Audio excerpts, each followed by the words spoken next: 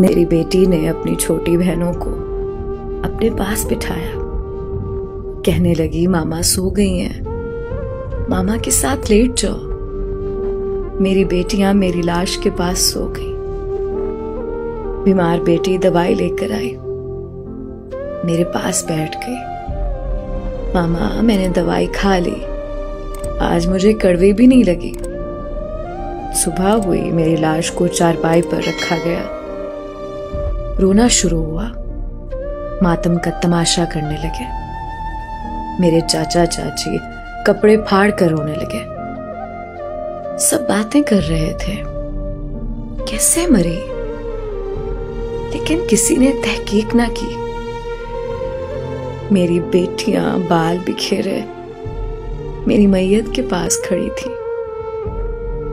उनको पता भी नहीं था उनके साथ क्या हुआ है। एक ने मेरा मुंह चूमा और कहने लगी, मामा आप बहुत प्यारी लग रही हैं इन कपड़ों में। मेरी बेटियां मुझे देख रही थी। मेरा जनाजा उठाया गया और मुझे दफनाया। मेरी बेटियां रात भर देखती रही, मामा नहीं आई। उन्होंने खाना भी नहीं खाया।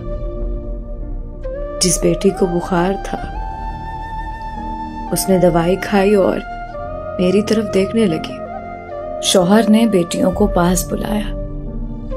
दादी पास बैठी उनको कहने लगी, तुम्हारी माँ अब नहीं आएगी, वो गंदी थी, वो सौतेली माँ के हाथों आ गई थी। उनके कपड़े गंदे होते हैं, बाल बिखरे होते हैं, छोटी सी उम्र में वो सयानी हो गई हैं। अब वो ईद पे नए कपड़ों की फरमाइश भी नहीं करती। अब वो भूखी भी हो तो खाना नहीं मांगती। मेरी बेटियां बहुत सब्र वाली हैं। एक दिन मेरी बड़ी बेटी खाना बना रही थी, खाना जल गया उससे। सौतेली माँ ने उसे बहुत मारा। मैं यहां से तड़पने लगी। वो मार खाकर कमरे में गई, मेरी तस्वीर निकाल कर कहने लगी, मामा आ जाओ ना, आपको 2 साल हो गए अब तो गए हुए। आप तो कहीं जाती भी नहीं थी हमसे दूर। दादी कहती हैं आप अल्लाह के पास हैं, मेरी अल्लाह पाक से बात करवाएं।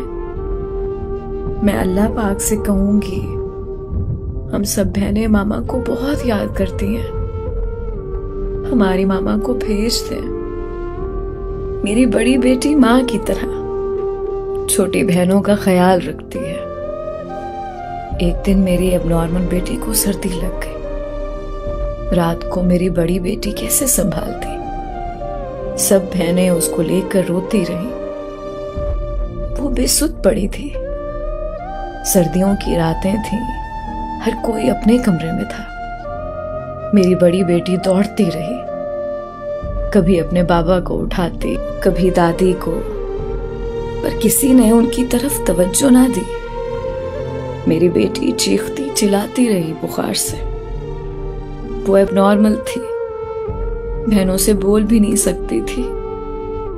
मेरी बड़ी बेटी भी इतना मैच्योर नहीं थी कि वो बहन की बीमारी समझ सकती। वो तो एक माँ ही औलाद की बीमारी का दुख समझती है। रात के आखिरी पहर मेरी एबनॉर्मल बेटी दुनिया छोड़कर मेरे पास आ गई। मेरी बड़ी बेटी सुबह चिल्लाई कि मेरी बहन रात से नहीं बोल रही। खैर, दुनियावी दिखावा किया गया, उसे भी सफेद कपड़े पहनाकर मेरे पास भेज दिया गया। मेरी एबनॉर्मल बेटी ने उस दिन सफेद कपड़े पहने। बड़ी बेटी बहुत रोई और चीख चीख कर कहती रही, मम्मा ने ये कपड़े पहने, अभी तक वापस ना आई। मेरी फूल सी शहजादी ने आज सफेद कपड़े पहन लिए हैं, तो आप मामा के पास जा रही हैं, तो मामा को बोलना आप भी बेबस थी, मजबूर थी। मैं आपके लिए कुछ ना कर सकी। मुझे माफ कर देना। मामा से बोलना हम शरारतें भी नहीं करती, हम खाना भी नहीं मांगती, हम चुप रहती हैं। बाबा हमें बहुत मारते हैं। हम बाबा को देखकर बहुत सहम जाती हैं। मामा को कहना, मामा आप होती थी, मैं डरकर आपके दुपट्टे में छुप जाती थी। मुझे अब ये दुनिया वीरान लगती है। जब मेरी बेटियां घर से बाहर दूसरे बच्चों की माओं को उनका ख्याल रखते हुए देखती हैं, तो वो घर आकर मुझे ढूंढती हैं। मैं जब नहीं होती, वो एक दूसरे के चेहरों की तरफ देखकर चुप कर जाती हैं। वो समझ ही नहीं पाती उनको किसके पास जाना है। कोई दर्द हो तो किससे कहना है। बाप तो बहुत समझता है। एक दिन बाप ने नए कपड़े लेकर दिए तो वो बहुत खुश थी। मेरी कब्र पर आकर कहने लगी, मामा देखो हमने नए कपड़े पहने हैं। कौन ज्यादा प्यारी लग रही है बताए ना। मेरी नीली आंखों वाली बेटी कब्र के पास बैठकर कहती है, मामा आ जाओ या हमें अपने पास ले जाओ। आप ही रात को बहुत रोती है।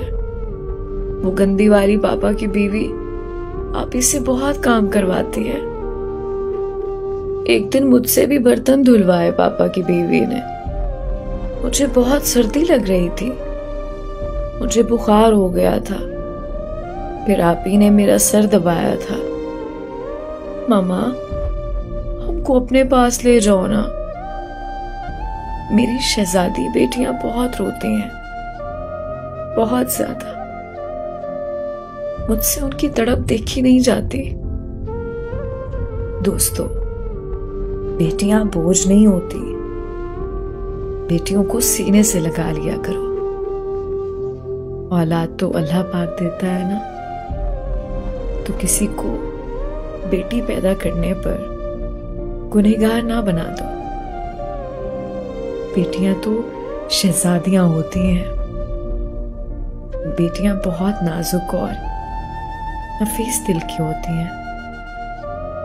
खुदारा इतना जुल्म ना करें उन पर कि वो वक्त से पहले बूढ़ी हो जाए।